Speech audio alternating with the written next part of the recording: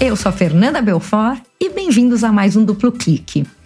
Há quem diga que esse deveria ser um clique sozinho, né? Porque a Andrea tá em Paris e me abandonou essa semana. Porém, a pedidos, eu estou gravando um episódio solo, porque a gente sabe que já abandonou vocês algumas semanas por causa da viagem da China. E foram muitos relatos de, pelo amor de Deus, cadê os episódios? Fica toda semana procurando. E quando eu coloquei um post no Instagram dizendo que eu estava pensando em gravar sozinha, e falei na semana passada, um monte de gente falou, pelo amor de Deus. Mas, Dea, eu tô morrendo de saudades, tá? E que fique claro aqui que eu estou te aguardando de volta, musa. Eu sei que você tá no Vivateca essa semana. Semana que vem eu sei que você tá em Cannes, que você é muito chique. Eu tô aqui em São Paulo trabalhando e você tá. Eu sei que você tá trabalhando muito aí, mas tá trabalhando na Europa, né? Paris, é Cannes, essa vida de glamour. Então, enquanto isso, eu vou segurando a onda. Galera, o que eu separei pra vocês hoje? Temos alguns tópicos aqui. Muita coisa ligada a IA, porque, bem ou mal, essa é minha vida, né, pessoal? Trabalho com isso, acompanho isso, e tem muita coisa que está acontecendo, uma velocidade muito grande, mas vamos falar um pouquinho hoje sobre o IPO da SpaceX, que acho que é um assunto que deu muito o que falar na última semana, o lançamento, né, do Fable 5, do modelo que é o Mythos da Anthropic, que depois foi bloqueado para quem não é americano. Então aí tem coisas interessantes que uma pessoa antenada precisa saber.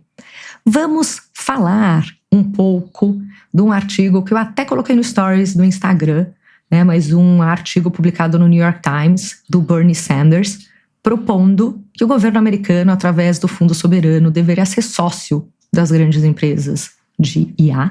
Então acho que esse é um tema super importante que está acontecendo também. Vimos um movimento do Reino Unido falando sobre a ideia, né, mais um país de bloquear acesso a redes sociais para menores de 16 anos e o tão esperado acordo de paz dos Estados Unidos e o Irã. Então, o assunto não falta, talvez eu esteja sendo um pouco ambiciosa de falar e preparar tudo isso sem a minha amada musa, porém, entretanto, todavia, eu não consegui resistir, gente, porque tem muito assunto importante aqui que eu precisava trazer para vocês. Primeiro, um pouco de um desabafo. Tá fácil não acompanhar esse mundo de tecnologia, viu? Assim, é uma velocidade. Vocês sabem que eu trabalho na Salesforce, apesar desse podcast ser algo feito, né, fora do meu trabalho, e todas as opiniões que eu dou aqui não são opiniões da Salesforce. Porém, eu trabalho com isso. E assim, você na Salesforce há poucos anos atrás, né, talvez 2 anos atrás, a gente se orgulhava em falar que a gente tinha 4 releases, 4 novidades por ano. Hoje, a gente tem novidade todo mês de um produto. A velocidade de inovação que a gente está lançando é realmente impressionante e um pouco overwhelming até, né? A gente estava conversando, eu com meu time essa semana, da quantidade de coisas que, por um lado, a gente teve uma pesquisa interna e uma das perguntas era, a IA está te ajudando com a produtividade? E sim, está ajudando muito. Eu ganho horas e horas por dia por causa disso. A gente usa Slack, que aliás é da Salesforce. Aliás, é um dos produtos que eu cuido agora também, além de Marketing Cloud, também cuido de Slack, Analytics e cuido de Commerce. Mas e Slack tem um Slack Bot, que é o bot ali, né? É a parte de inteligência artificial, conversacional dentro do Slack. E ele conecta com todos os sistemas e coisas. Então eu voltei de férias da China e eu virei para o Slack e falei, Slack, estou voltando de férias. Tenho centenas de mensagens aqui no Slack e no meu e-mail. Você pode, por favor, ler todas as minhas mensagens e fazer uma lista do que eu tenho que fazer, do que aconteceu e eu precisava saber e me contar tudo isso? E ele fez isso. Obviamente, depois eu ainda dei uma olhada em algumas coisas, porque a minha vontade era marcar tudo como lido e nem olhar para trás. Acabei checando algumas coisas, né, gente? E-mail de chefe, algumas coisas a gente, né, tem juízo e faz. Mas é o tipo de tecnologia que melhora muito a vida. Quando eu olho a minha agenda, eu já consigo olhar pelo Slack, tem lá um botãozinho de prep. que eu posso pedir para ele preparar o que eu preciso saber para aquela agenda.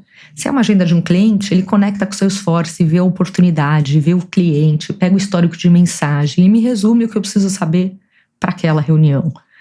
Ele consegue fazer canvas, então saiu a pesquisa ali de engajamento, por exemplo, eu consigo pedir para ele acessar o resultado, ou eu coloco ali, colo o resultado, peço para ele analisar, buscar pela política da empresa como que deveria ser feito o trabalho em cima disso, propor coisas, e ele já vai fazendo tudo isso e coloca isso num canvas, como se fosse um documento que está ali atrelado, que eu já posso usar com o time.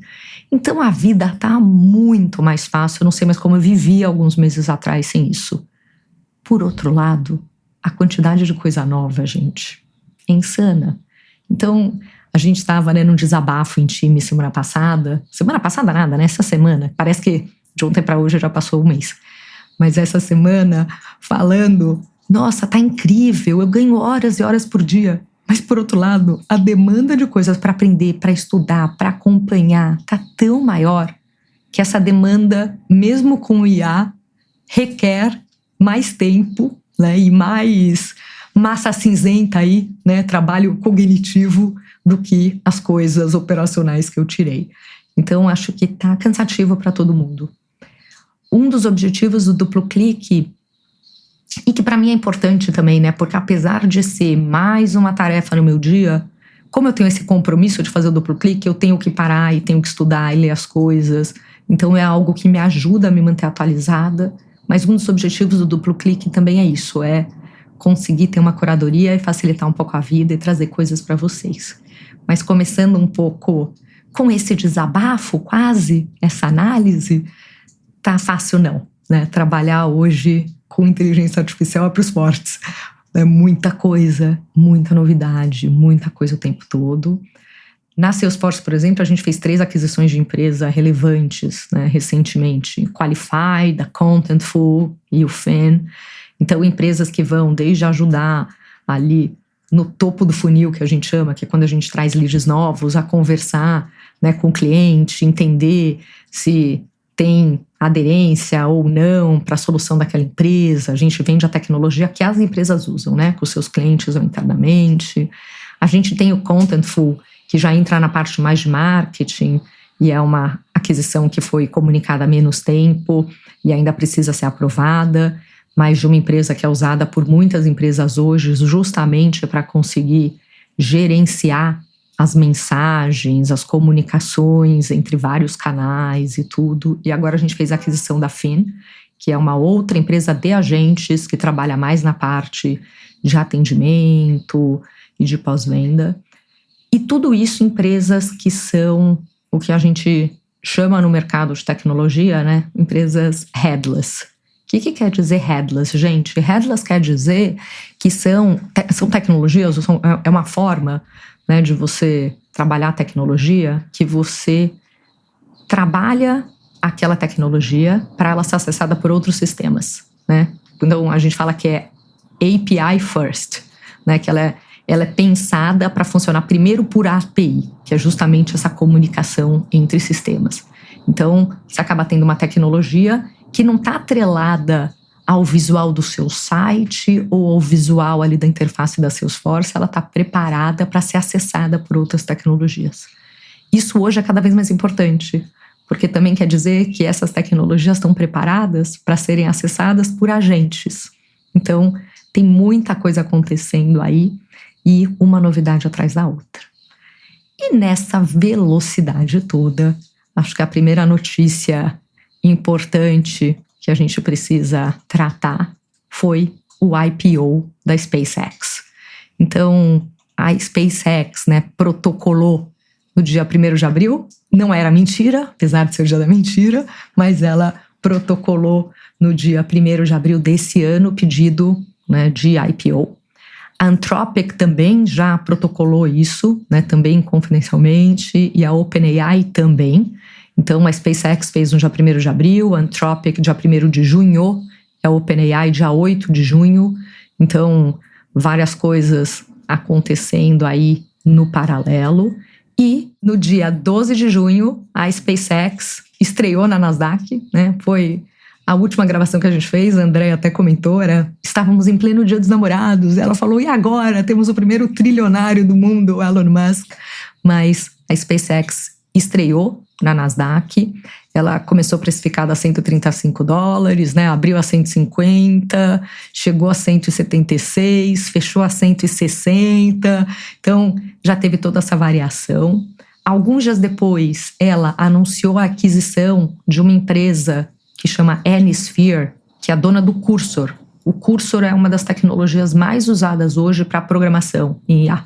Então, um dos grandes concorrentes é a Anthropic, né, com o Claude Code, mas eles compraram o Cursor e isso empurrou, né, toda essa movimentação do IPO, empurrou o patrimônio do Musk para 1,1 trilhões de dólares. Ele virou o primeiro trilionário do mundo.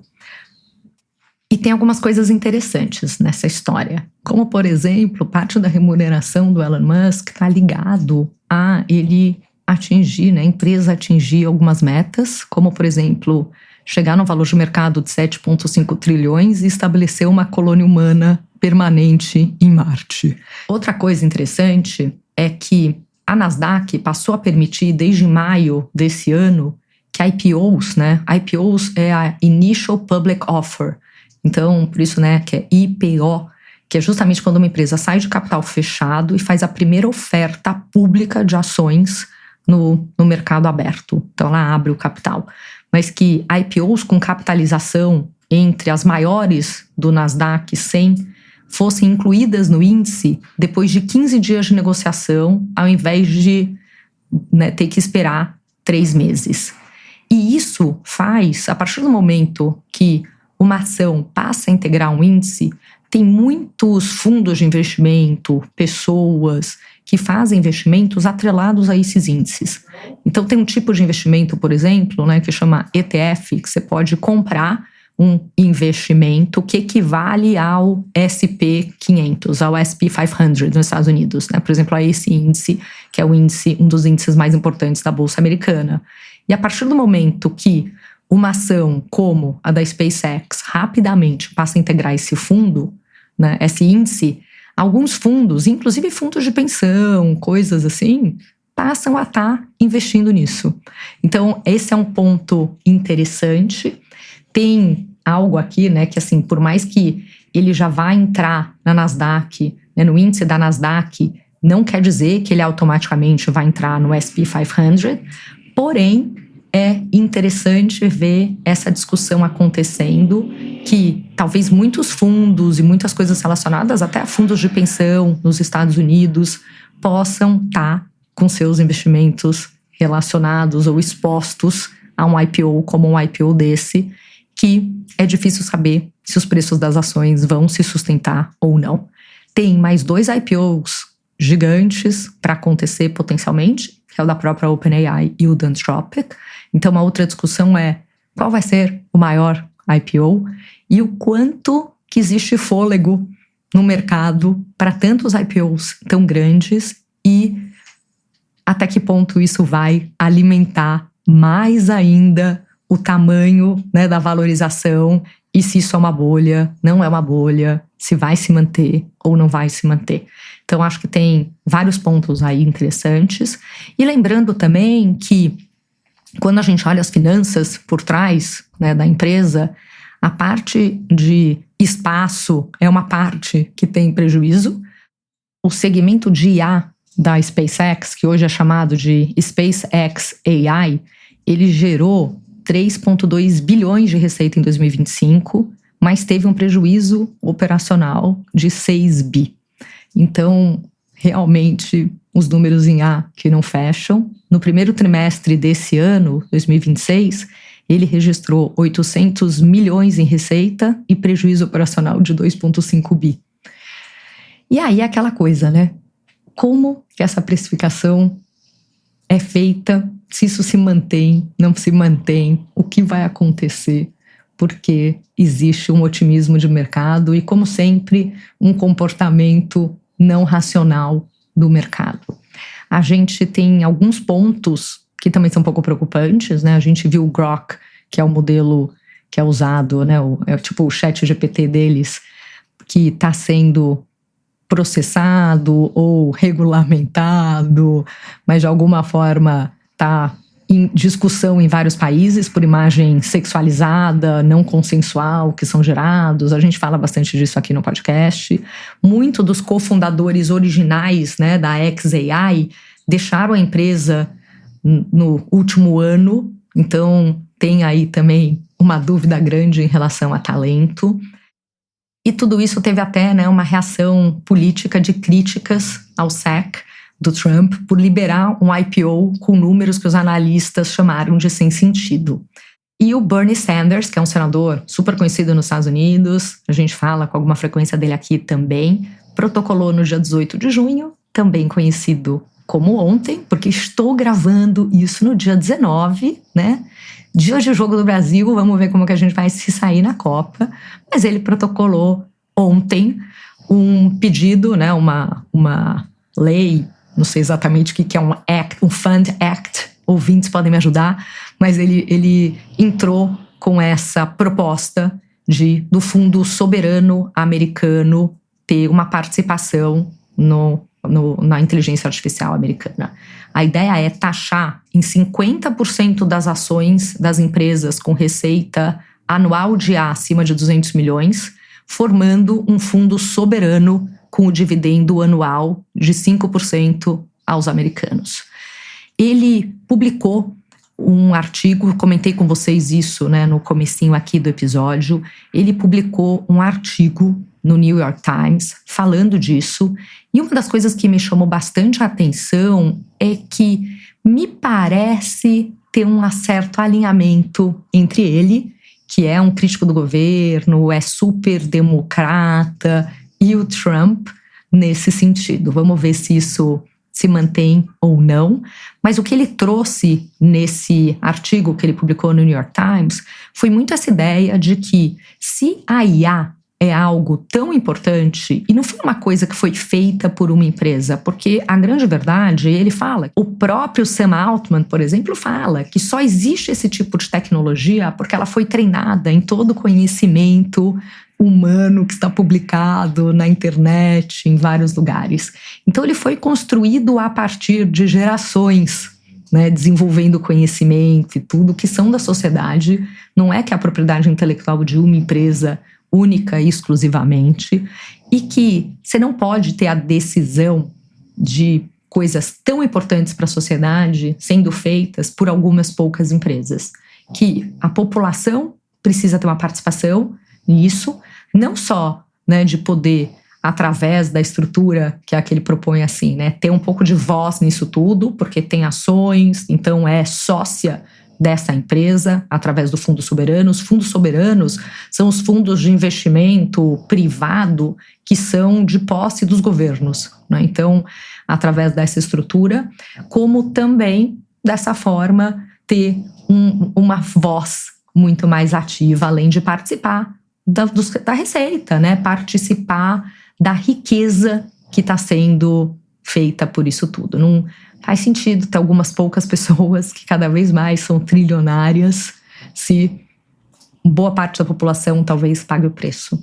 A gente até na semana passada, né, comentou um pouco sobre isso, que a gente estava na Futon, na universidade na China, e que o próprio professor lá falou, né, que essa geração ia pagar o preço dessa revolução. Então isso é uma coisa que a gente sempre conversa e acho que é algo interessante. Esse projeto, né, agora veio a palavra na minha cabeça, gente, que estava faltando, né, mas esse projeto, ele tinha sido, né, realmente já ventilado no dia 1º de junho, no New York Times, e ele trouxe esse texto formal. Ele cria, né, nessa ideia, ele cria uma comissão, a ideia é criar, né, uma comissão independente para a IA democrática, com 7 membros indicados pelo presidente e confirmados pelo Senado, a partir de uma lista bipartidária, fornecida pelo Congresso, e não mais, né, um assento direto no conselho de cada empresa, como diria a ideia original. As empresas que misturam negócios de IA com negócios fora de IA seriam obrigadas a se cindir, ou seja, a se dividir, para que o governo só tenha essa participação na unidade de IA. Então imagina uma empresa tipo um Google, a própria SpaceX, né, o quanto que isso já traria de mudanças. O fundo soberano resultante estaria estimado em 7 trilhões de dólares, né, tudo isso considerando os valores atuais de mercado. Esse dividendo anual de 5% sobre o fundo ia gerar um pagamento direto estimado de $1.000 por pessoa por ano para todo americano. Então lembra quando a gente falava em renda universal, renda básica universal? Isso passa a ser uma proposta. E essa cláusula também deixa explícita, né, a proteção ao contribuinte de que se o valor da empresa cair, a perda é da empresa e não do governo. Como eu comentei, a justificativa do Bernie Sanders, segundo esse comunicado, é de que a IA não foi criada do nada, né? Ele usa a expressão out of thin air, que a fundação de IA se baseia no conhecimento coletivo da humanidade e do trabalho criativo de dezenas de milhares de pessoas. Então, acho que pela primeira vez a gente viu alguma coisa nessa magnitude acontecer, algo que a gente precisa acompanhar.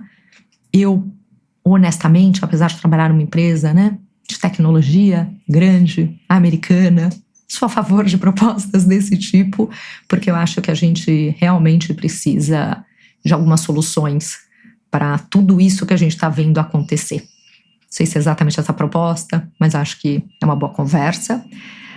Vale complementar, né, que esse texto, obviamente, teve revisões, né, e foi sendo ajustado ao longo das últimas semanas, mas é interessante porque tem até coisas que parece que foi o próprio Trump quem abriu a porta e pediu alguns ajustes. Então, me parece aí, isso foi algo que me chamou a atenção também, de ter uma discussão que parece ser, de alguma forma, bipartidária. E lembrando que tem mais de 100 fundos soberanos no mundo, né? São muitos países, incluindo Noruega, Singapura, Abu Dhabi, que tem esse tipo de fundo. O argumento do Bernie Sanders não é algo novo do ponto de vista de estrutura, mas a fonte do capital é nova, né? Em vez de recursos que o Estado já possuía, e lembrando que isso já acontecia, né? Quando a gente fala de coisas que são do país, petróleo, minério, algumas dessas estruturas já aconteciam, mas aqui a ideia é ter uma transferência forçada de ações de empresas privadas. Isso vai dar muito o que falar, conseguir fazer isso nos Estados Unidos não vai ser fácil, mas algumas coisas interessantes estão começando a acontecer. E eu não sei quem acompanhou nas últimas semanas, mas a gente está nas semanas de ter, né, as formaturas nos Estados Unidos, e daí eles acabam chamando figuras super importantes para fazer, né, aqueles discursos. E várias pessoas ligadas à tecnologia, né, como, por exemplo, o Sundar Pichai, que é o presidente do Google, foram participar desse tipo de evento. E ele, em Stanford, quando ele começou a falar, teve uma manifestação em que uma série de formandos levantou e se retirou. Então, estão começando a ter uma série de manifestações. Tudo bem que teve uns que levantaram bandeira da Palestina. Então, obviamente, tem várias coisas aí no meio, mas existe uma percepção clara de que IA é um tópico que cada vez mais está preocupando o cidadão, né, as pessoas no mundo, e que está começando a ter esse backlash em relação a isso. Isso faz também que a política, né, que os governantes se movimentem, porque isso pode mudar as próximas eleições e tudo que está acontecendo. E, obviamente, eles também querem manter o poder do Estado. Então, gente, esse assunto já dá muita conversa, né? Vocês podem entrar no Instagram, me mandar a opinião de vocês e tudo, porque eu sei que aí tem muita opinião de se deve ser assim, se não deve, o que acontece, mas muita coisa acontecendo nessa área. E aí, pessoal, seguindo nesse tema entre IA e Estado, eu acho que a notícia mais importante da semana foi Anthropic, que já tinha esse modelo, né, chamado Mythos, que tinha sido liberado apenas para alguns parceiros deles, porque esse modelo tinha um potencial enorme de encontrar as vulnerabilidades nos códigos de software e, com isso, podia realmente colocar o sistema em prova e até colocar no risco de um potencial colapso se caísse em mãos erradas e isso fosse explorado do ponto de vista de cyber security, né, de segurança cibernética, hackers e coisas assim.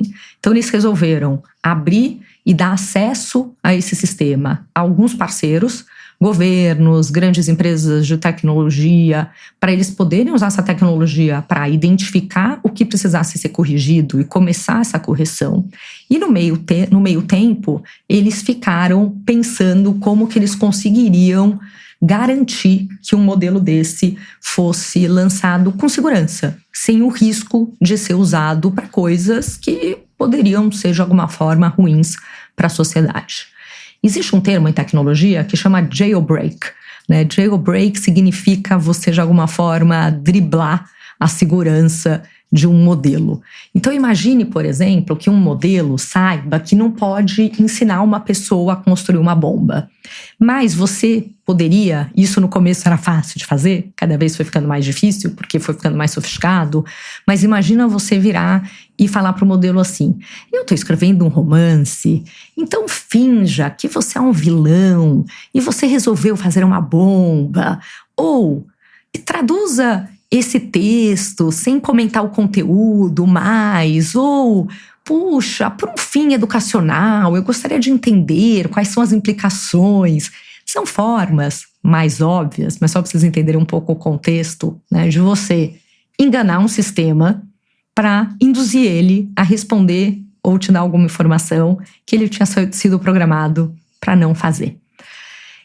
Não dá para ter, segundo as empresas de tecnologia, um bloqueio que garanta 100% de efetividade a isso, né? A criatividade humana é muito grande, né? E também as opções tecnológicas. Então não dá para garantir isso.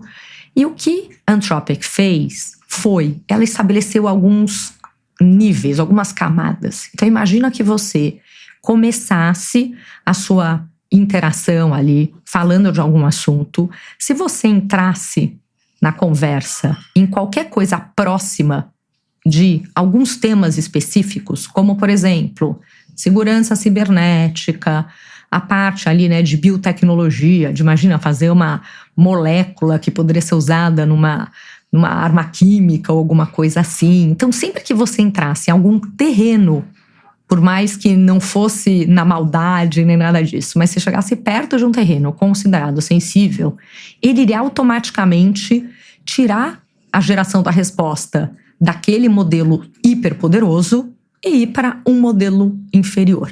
Então, do mesmo jeito que a Anthropic, né, tem o Sonnet, tem o Opus, ele, ao invés de lançar o Mythos, colocou um outro nome, chamou de Fable 5, né, Fable 5, e esse era um modelo que iria rodar em cima do Mythos, porém com essas restrições para reduzir e responder, por exemplo, com o Opus ou com outro modelo, se entrasse em algum tema mais crítico.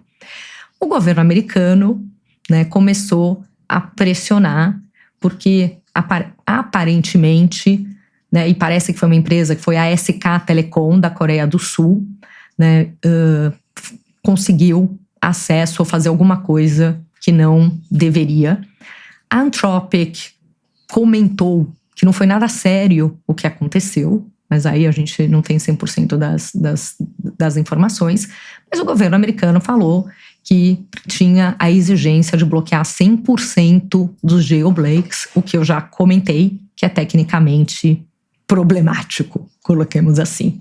E aí veio essa restrição de que o modelo só poderia ser usado por americanos.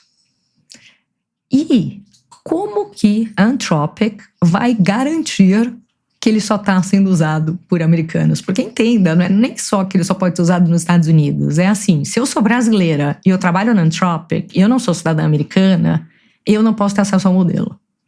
Se eu trabalho na Salesforce, exemplo, né, e sou brasileira, eu não posso ter acesso ao modelo. E aí começaram várias restrições e coisas que são impossíveis de acontecer. Não existe um processo de verificação de qual é o passaporte, qual a cidadania da Fernanda, né, de quem estiver acessando aquele modelo. Então, o que a Anthropic fez? Desligou o modelo. No primeiro momento, né, começaram várias piadas e memes, tipo, a alegria durou pouco, tivemos poucos dias de coisas e tal, de acesso ao mitos, mas já lá o Fable 5, mas a Anthropic acabou, né, aí começaram a perceber, não, já tá bloqueado, não tá funcionando, aí os americanos começaram a perceber, pô, mas peraí, também não tá funcionando pra mim, aí caiu a ficha pra todo mundo de que a Anthropic, sem conseguir fazer essa distinção, tinha suspendido ali, né, o lançamento do modelo, bloqueado o modelo para todo mundo. E começaram a vir várias discussões. Chegou até o ponto de ter uma discussão de se isso também não era, de alguma forma, algo meio retaliatório. A Anthropic, que está com uma discussão em relação ao Pentágono nos Estados Unidos sobre o uso dos seus modelos. Então, é essa coisa, né, gente? Assim, aos amigos tudo, aos inimigos a lei. Será que o governo teria sido, de alguma forma, um pouco mais aberto com uma empresa como a OpenAI em tentar chegar em alguma posição melhor? Será que não? Será que o que está acontecendo realmente é tão arriscado e que a tecnologia que a Anthropic tinha colocado para dividir um pouco, né, nessas camadas de segurança realmente é tão séria assim? Então, acho que tem várias perguntas e muitas negociações devem estar acontecendo. E essa história tem também alguns pontos interessantes, né? Primeiro, que entre essas pessoas que potencialmente estariam bloqueadas de usar o sistema, algumas delas não são americanas. Ou seja, a própria pessoa que inventou o sistema não pode usar, né? Que ajudou a criar o sistema não pode utilizá-lo. Porque também tem os próprios engenheiros da Anthropic no meio dessa história toda. Tem um outro ponto interessante de se pensar, de que a própria Anthropic passou meses chamando, né, o mitos de extremamente perigoso e poderoso. Isso, de certa forma, no começo até começaram a pensar do tipo, gente, será que isso é marketing, né? Porque ele falou, tem um modelo tão poderoso que por isso eu nem poderei lançar. Então como que você sabe se realmente é poderoso? Depois de algumas semanas, meses aí, veio a confirmação de pessoas que estavam nesse programa de parceiros, que realmente teve acesso e confirmou que o modelo era tudo isso, mas a própria imagem de ele é muito perigoso, talvez possa ter ajudado a acontecer tudo isso. E essa discussão que eu estava comentando, né, assim, de repente a gente está vendo nesse cenário de IPO, que a gente falou de SpaceX, de Anthropic, de OpenAI, tudo isso acontecendo, de repente a Anthropic está com os dois modelos mais poderosos dela, que é o Mythos e o Fable 5, de alguma forma parados, né, não podendo ser acessados pela concorrência, e a OpenAI nadando livremente do outro lado.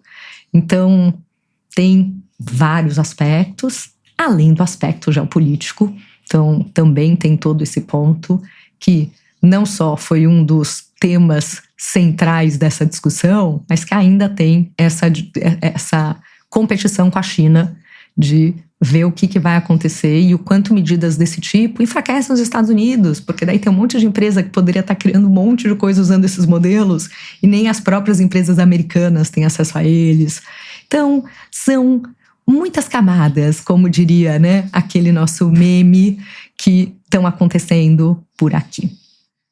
Essa semana, o Keir Starmer, que é ninguém menos do que o primeiro-ministro do Reino Unido, anunciou que vai proibir o acesso de menores de 16 anos a redes sociais como o X, o Snapchat, TikTok, YouTube, Instagram e Facebook.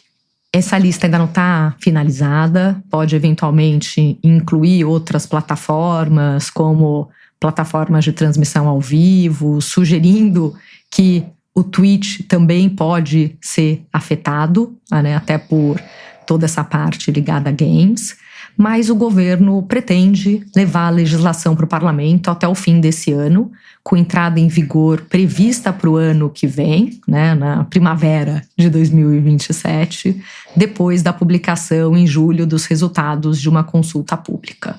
Essa consulta pública aconteceu entre março e maio desse ano. Foram 116 mil respostas que foram coletadas de pais, especialistas e crianças, mostrando que 91% dos pais apoiam a restrição severa baseada em idade. Aparentemente, não vai incluir aplicativo de mensagem, como o WhatsApp ou Signal, mas o texto ainda não foi votado, não é final, então a gente precisa ver o que vai acontecer. A lei também prevê pausas para navegação infinita e um possível recolher noturno que pode se aplicar não só a menores de 16 anos, mas adolescentes até 18. E uma das coisas interessantes é que, como a Austrália foi já a primeira a começar esse processo, eles estão olhando para a Austrália para aprender o que está dando certo na Austrália, o que não está dando certo, como jovens eventualmente estão usando VPN, tentando, desviar aí desse bloqueio para melhorar e já entrar com uma versão de lei melhor.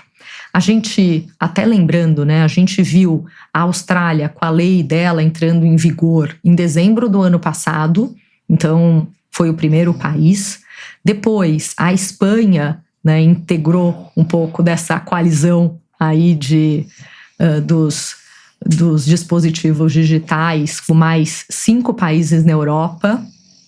Então, tem coisas vindo na Espanha também.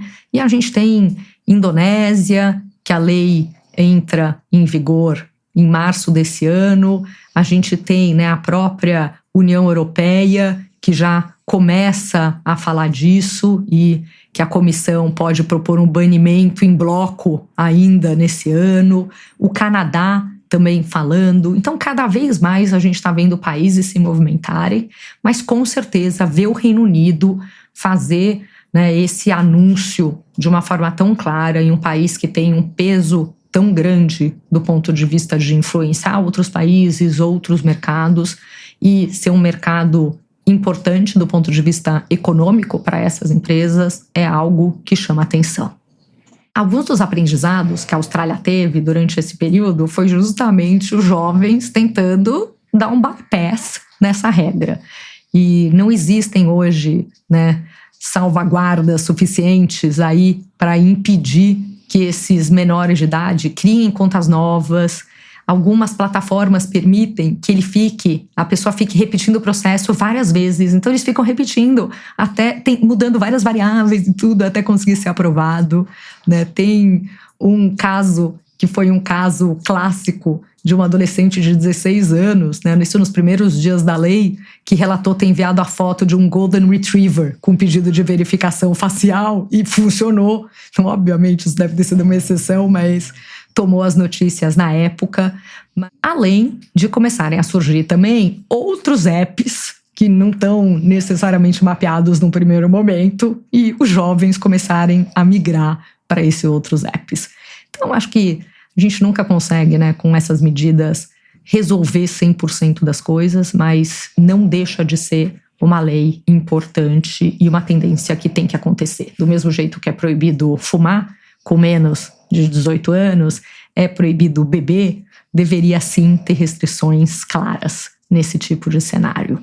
E lembrando que o Brasil está fazendo um caminho diferente, O Brasil não fez uma regulamentação de quem pode ter conta, como Austrália, Canadá, Indonésia, Reino Unido, os caminhos que eles estão seguindo, que é regular a porta de entrada. O Brasil está regulando o ambiente, ou seja, desde o começo do ano passado é proibido ter celular nas escolas. Então, este foi um tema que acho que muito orgulho do Brasil nesse sentido, foi um dos pioneiros. E também está começando a mudar algumas coisas, eu acho que caminhando numa certa direção com o ECA Digital, que é essa lei que foi feita agora no dia 17 de março de 2026, que leva muito da lei do ECA, do Estatuto da Criança e Adolescente, também para o meio digital. Ela, nessa lei, fala de verificação de idade rigorosa, ferramentas de controle parental, proíbe a autodeclaração simples de idade, mas eu preciso pesquisar um pouco melhor, mas eu não sei o quanto isso já teve mudanças muito claras aqui no Brasil. Acho que talvez tenha um caminho aí para a gente percorrer. Gente, vocês já cansaram de me ouvir falar? Se vocês cansaram, escreve pra Musa. Fala, Andréia, não tô mais aguentando a Fernanda, pelo amor de Deus, volta, tá bom? Se vocês não estiverem me odiando, porque eu tô aqui, gente, sozinha, tentando segurar esse podcast com unhas e dentes, né? Vocês também podem me mandar amor, tá bom? Lá pelo Instagram. Mas, no meio disso tudo, vamos para o último tema que separa a minha gravação do início do terceiro jogo, do segundo jogo, gente, do Brasil, que eu espero que a gente ganhe. Quando vocês ouvirem isso, vocês já vão saber se a gente ganhou ou não, mas eu ainda não sei, porque o jogo ainda não aconteceu. Porém, brincadeiras à parte, vamos para um tema muito importante, mas muito difícil de cobrir num podcast, porque é algo que muda a cada minuto. Hoje, sexta-feira, 19 de junho, estamos todos muito felizes, acho que ontem estávamos ainda mais, com a assinatura do acordo de paz entre os Estados Unidos e o Irã. Esse acordo que finalmente foi assinado, agora a gente tem que entender se essa assinatura vai realmente mudar e encerrar essa guerra ou não. Alguns pontos começam a aparecer aqui como pontos interessantes, né? Esse acordo foi vendido como um passo muito importante para encerrar a guerra, reabrir o Estreito de Hormuz e começar uma negociação nuclear, mas ele chega cheio de contradições. O Irã foi atacado, perdeu o líder supremo, mas o regime sobreviveu. Então, se essa guerra era, no fundo, para mudar o regime, isso não aconteceu. O Trump talvez ganhe uma vitória diplomática rápida no meio disso tudo, vamos ver. Mas Israel está muito pressionado a parar as ações que ele está fazendo, né? Ações, sendo bastante fofa aqui, né? Os ataques que ele está fazendo no Líbano, sem ter eliminado o Hezbollah. O Estreito de Hormuz reabriu parcialmente, mas ele continua inseguro. E esse é podcast difícil, né? Falar disso, porque é tipo de coisa que antes de eu falar, eu abro aqui no New York Times para ver se caiu uma bomba, não caiu, se o navio passou, não passou, porque a cada momento as coisas mudam. E a parte nuclear, que era um motivo central aqui da guerra, ficou para depois. Então, vamos entender com o tempo se essa guerra terminou no papel ou se esse acordo realmente vai ter ou vai trazer a tão esperada paz consolidada. Porque brasileiro é otimista, né, gente? Ainda mais na época da Copa do Mundo. O maior paradoxo aqui, eu acho que é justamente esse, de que se essa era uma guerra de mudança de regime, ela não mudou o regime. Essa guerra começou com os Estados Unidos e Israel atacando o Irã. Eles não falavam que era exatamente o objetivo de mudar o regime, era por causa ali da capacidade nuclear, mas eles fizeram tudo isso já de cara, né, atacando o Ali Khamenei. Então, já chegaram atacando a liderança do regime, o que mostra que a estratégia era essa. E aconteceu uma sucessão interna, quase ali, né, de dinastia, dentro da própria república, e isso não mudou. O que esse acordo está entregando agora? E eu peguei um artigo aqui no New York Times, meu querido New York Times, com o texto do acordo, e esse memorando tem 14 pontos, e ele fala que, primeiro, precisa haver o fim imediato das operações militares entre Estados Unidos, Irã e aliados, senão não seria um acordo de paz. A promessa da reabertura do Estreito de Hormuz, que acho que é o ponto muito importante aqui, que está afetando todo o Ocidente, ou melhor, todo o resto do mundo.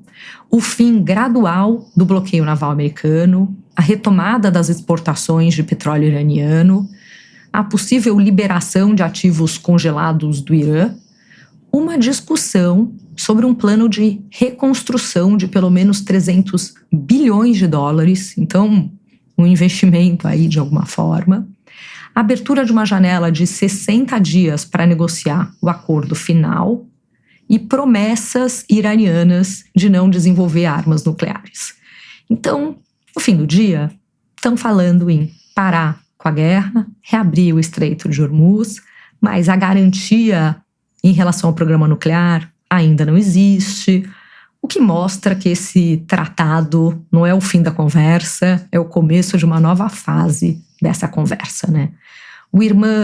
o Irã, o Irã reafirmou, o Irã é muito bom, né, gente? O Irã reafirmou que não quer armas nucleares. Mas, gente, isso não é novo, né? A gente já tinha o acordo aí de 2015, que ele tinha assinado, né, o Tratado de Não Proliferação, e não necessariamente estava seguindo, pelo menos é isso que todos acreditam. Então, o acordo resolveu os temas urgentes: guerra, petróleo, navios e bloqueio. E o resto empurrou para frente. O que o Irã ganha com tudo isso? O Irã, obviamente, saiu muito ferido, né? Mas ele não se rendeu.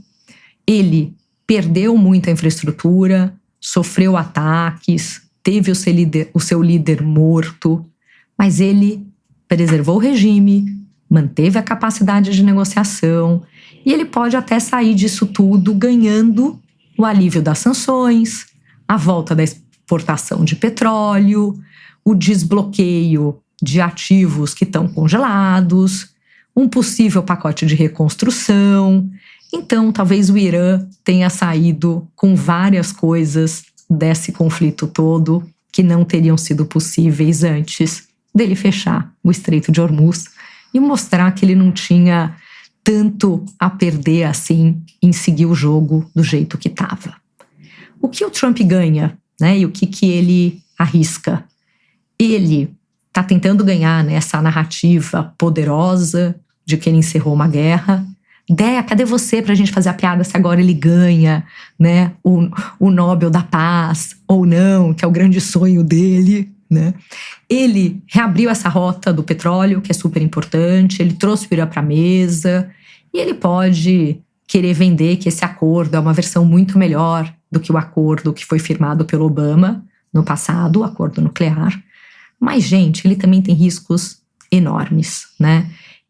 Ele tem o risco de ter criticado um monte esse acordo de 2015 e ter assinado algo parecido depois de viver uma guerra e colocar os Estados Unidos no meio de uma guerra. O que vamos combinar, que não é exatamente uma vitória.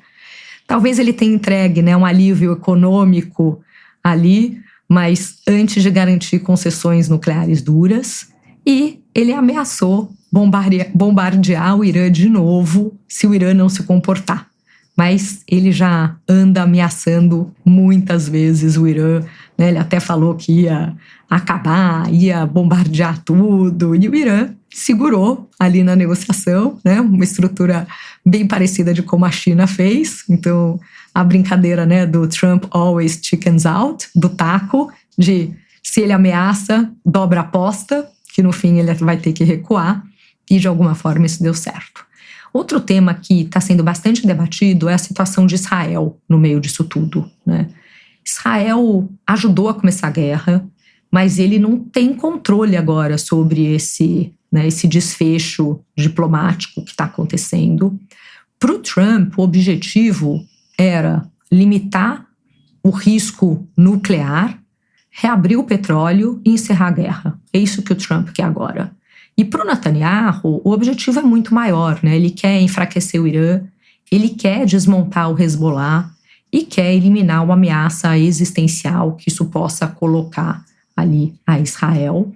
E esse fim das hostilidades exige que aconteça também com os aliados. Então, existe uma exigência de que Israel pare as ações que está fazendo no Líbano para conseguir acabar com o Hezbollah, e isso pode, inclusive, colocar aí os Estados Unidos e Israel numa situação um pouco mais delicada. Então, vamos ver como que essas coisas vão continuar. Enquanto isso, o mundo continua, né? Não só olhando o desfecho em relação à guerra em si, mas o que está acontecendo com o Estreito de Hormuz. Parece que chegaram a passar alguns navios, mas a situação continua confusa e difícil. Parece que ainda 500 navios comerciais estavam presos, e é super interessante, né? A gente vê no jornal, tal, e consegue ver aquelas imagens de satélite, aqueles softwares que vão mostrando, né?